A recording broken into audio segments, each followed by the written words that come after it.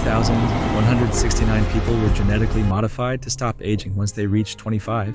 At this point, a countdown clock appeared on their wrist, signaling they had only 1 year to live.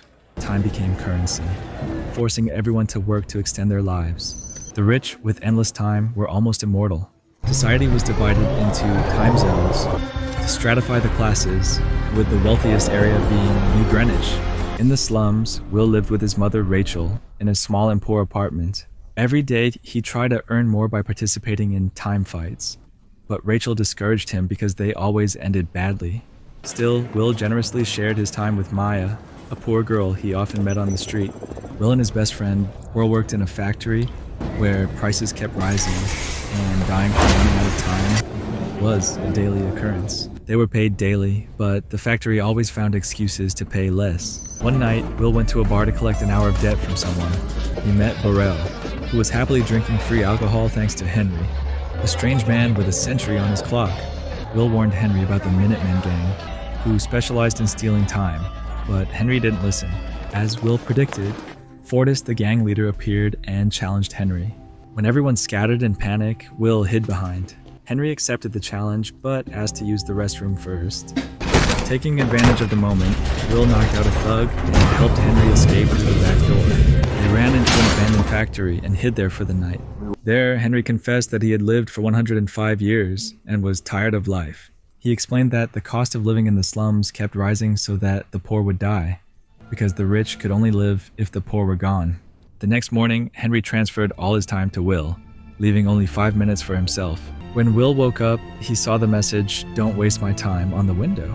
Looking outside, he witnessed Henry sitting on the bridge, running out of time.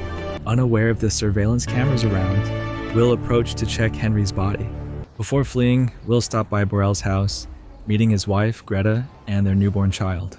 Henry had a private conversation with Borland, gave him a decade as a gift, celebrating 10 years of friendship.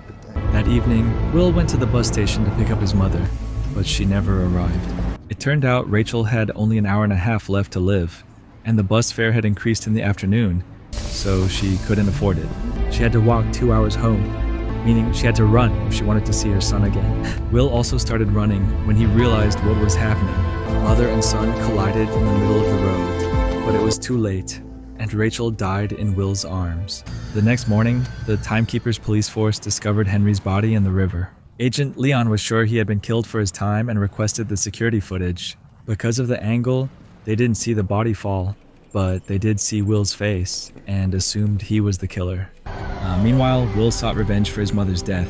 He rented a limousine, pretending to be a lost rich man, and asked the driver to take him to New Greenwich, having to pay a high fee every time they crossed the border. When they reached the city, Will stayed in a luxury hotel, and his presence caught the attention of socialite Sylvia. After resting, Will ate while Sylvia observed from a distance. The waitress recognized Will wasn't a local, but treated him well because he tipped generously. She also pointed out that if Will planned to visit the casino, he would need a better suit. Will's movement through multiple time zones in a few hours aroused suspicion, and the timekeepers located his position. Leon also realized he had once pursued Will's father before. That night, Will bought an expensive suit and went to the casino, where they asked for a voluntary contribution of a year since he wasn't a member. Will joined the poker table and met Mr. Weiss, a time lender who wasn't hesitant to bet large amounts of time. Sylvia, Visa's daughter, also came to the table, but only to watch, and Will took notice of her while betting everything he had. Fortunately, Will won the game, impressing Weiss, and was invited to the next party. The next day, Will bought an expensive car and drove to Weiss's party. Sylvia was very curious about Will and invited him to dance, saying she could tell he was from the slums and admitting that sometimes she envied people there. Having always lived under her father's guard's surveillance, Sylvia never had real freedom and wished she could do something reckless or meaningful. Will pulled her out to the beach behind the house to skinny dip, which was certainly something reckless. Sylvia hesitated at first, but then joined in, and they discussed the possibility of doing more reckless things. As people started searching for Sylvia, she hid with Will in a cave and told him to return before getting into trouble. The couple returned to the mansion through other doors to avoid suspicion. Weiss invited Will to play poker, but they were interrupted by the timekeepers, who had tracked Will's location through his car purchase. Will was taken to a private office for questioning, but when he explained that Henry had intentionally let his time run out, they didn't believe him and took most of his time, leaving only 2 hours for recording and processing. Leon said Will reminded him of his father, whom Will didn't remember clearly. Weiss and Sylvia came to check on the situation, and Will took advantage of the distraction to defeat the timekeepers and steal a gun before running away. He used the gun to hold Sylvia hostage and ran out the back door to Will's car. Leon started chasing Will through the city, even ran in his car from behind, but Will responded by driving in reverse. He narrowly avoided the truck, but Leon couldn't react in time and crashed into it, allowing Will to escape. When they reached the slums, Will asked Sylvia for some time, but she refused. Upon reaching the bridge, Will got distracted by the security cameras and didn't notice the spikes in the ground, causing the car to crash. Both of them lost consciousness, and after a few minutes, Fortis and his men found them and started stealing Sylvia's time. At this moment, the timekeepers' sirens went off nearby, forcing the criminals to flee, leaving Sylvia with only half an hour left. When she woke up, Sylvia panicked due to the little time left and asked Will for help. Will felt it was ironic that she only wanted to share now, but he still helped her before taking her into the city. After they left, the timekeepers arrived to check the car, but Leon needed to ask for his daily wage first because he didn't bring enough time. Seeing the situation, Leon decided not to pursue Will anymore, knowing he would get in touch again. Will went to see Burrell for help, but Greta gave him bad news. Burrell had drunk too much and died while still having 9 years on his clock. Sylvia panicked again, but Will noticed she had a pair of expensive earrings and pulled her into a pawn shop. The shopkeeper was about to close, but he made an exception when he saw the value of the rings. However, he only gave them 2 days worth of time, which they had no choice but to accept to survive. Later, Will and Sylvia went to a public phone station, and Will asked Sylvia to call her home so he could talk to Leon like a hostage exchange. Will demanded 1,000 years of time to distribute to the slums. Leon warned Will that he was becoming too much like his father, and revealed that his father didn't die in a time battle as Will thought, but actually did something more dangerous. Will hung up, and Leon informed Sylvia's parents about the ransom. However, Weiss hesitated, not wanting to pay even the small amount for him. Will took Sylvia to his apartment to rest for the night, and Sylvia changed into the clothes that Will's mother, Rachel, used to wear. Sylvia asked about Will's father, and Will explained that his father was once an excellent time warrior who taught him a few tricks. To prove this, he held Sylvia's hand and showed her how to fight using time. This is a battle of wills between time clocks. Will's father taught him how to make his opponent think they have the advantage, to let his own clock run low, and when the opponent gets distracted by the imminent death, he would turn the tables and win. Will once thought his father died in a time battle, but now he realizes that he might have been killed for sharing what he had won. Will and Sylvia share stories about their 25th birthdays. Will's clock started when he was on the street and almost lost an extra year because his family was in debt. In contrast, Sylvia woke up in a cozy bed and her father gave her a decade to celebrate. The next morning, Will looked out the window and saw the timeline changing, but unfortunately, they didn't have the money to do charity, meaning Weiss wouldn't pay the ransom. Sylvia was hurt by her father's indifference, but in the end, she understood that he became wealthy by trampling on others' rights. Will told Sylvia to go home, but she refused, and eventually, they agreed to work together and kissed. Sylvia wanted to make a phone call home, so Will handed her the gun for self-defense, while he stood observing from a distance. Weiss quickly answered Sylvia's call and ignored her insults, warning her that the timekeepers were coming to capture her. When Sylvia turned back, she saw Leon approaching Will. She immediately shot Leon in the hand. Will seized the opportunity to check Leon's time clock and discovered that the timekeepers didn't keep much time to stop thieves. This led Will to decide to give Leon some time so his colleagues could save him. As Will and Sylvia escaped in Leon's car, Leon began walking out of the city, criticized by people for not protecting the poor. Fortunately, one of his colleagues managed to save him before things got more tense. Later, Sylvia pointed out that they couldn't continue driving the police car, prompting Will to come up with the idea of impersonating a timekeeper to stop another car on the roadside.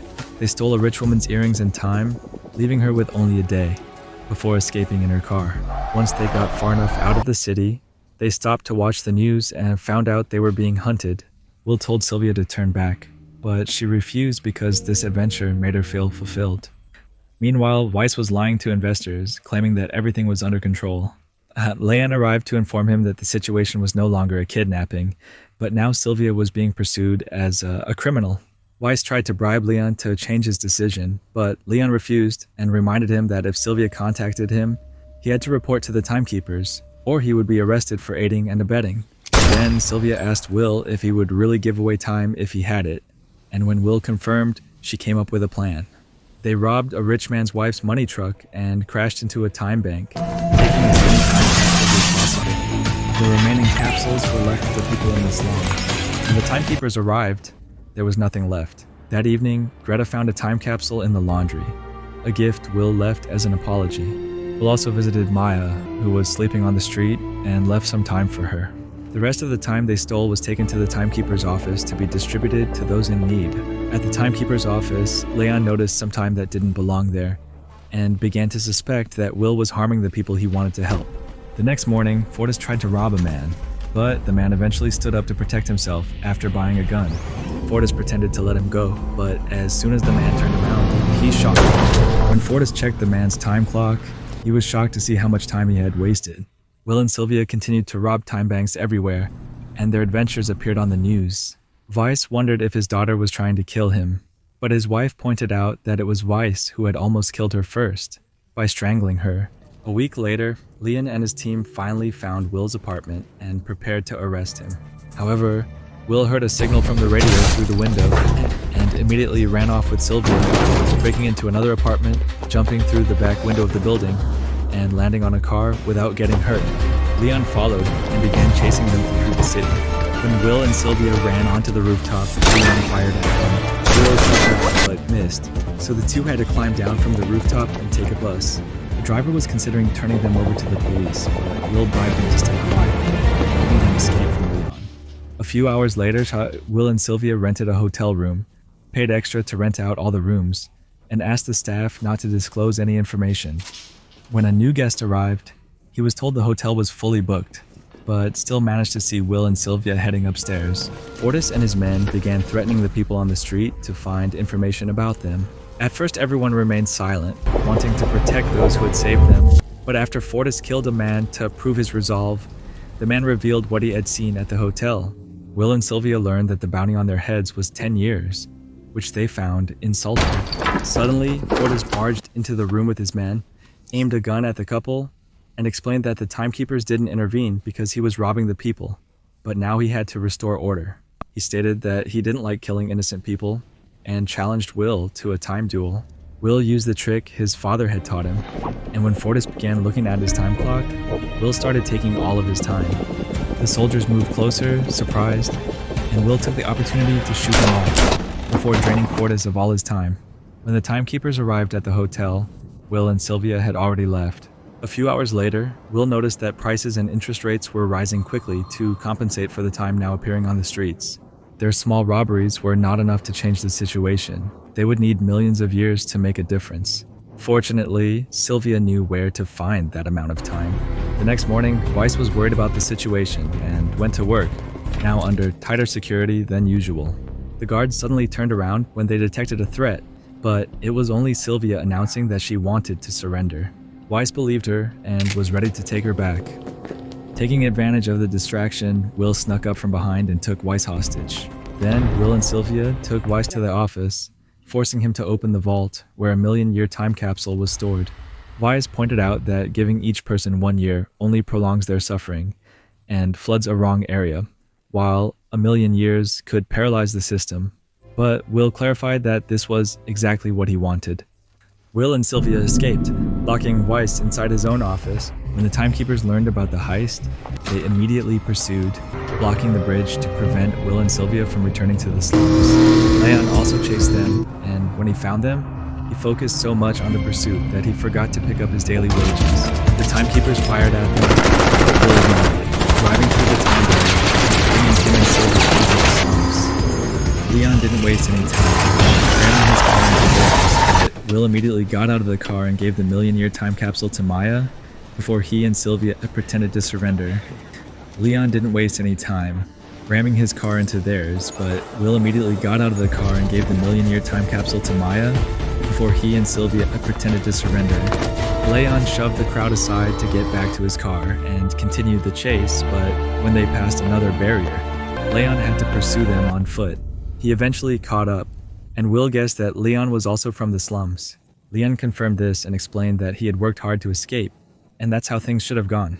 He then tried to apprehend them, but Will pointed out that it didn't matter, as he and Sylvia only had a few minutes left to live. They would die soon.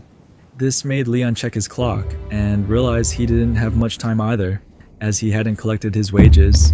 At that moment, Leon's clock ran out and he died right on the street. Will and Sylvia had only a few seconds left, and they kissed to say goodbye. However, Will realized the timekeepers had time in their car, so he ran to Leon's car to get some for himself. Sylvia wasn't as fast as him, fearing she wouldn't make it, but Will came back to her, and they met halfway, sharing time before death caught up to them.